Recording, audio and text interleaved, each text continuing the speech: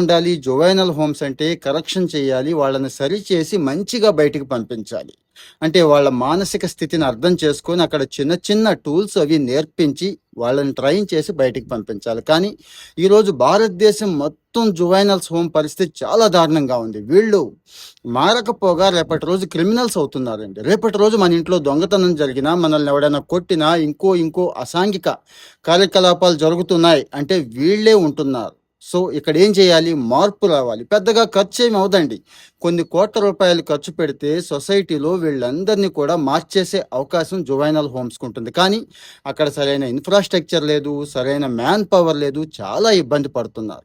మరి దీన్ని మనకు సంబంధం లేదు కదా అని వదిలేద్దామా? లేదు, అలాంటి పిల్లలున్నారు, వాళ్ళని మార్చాలి అని జాలిపడి ఈ విషయాన్ని షేర్ చేద్దామా? ఈనాడు ఆర్టికల్‌లో ఈరోజు ఎడిటోరియల్‌లో డీటెయిల్డ్‌గా రాశాను. ఒకసారి చదవండి. అందరికీ షేర్ చేయండి.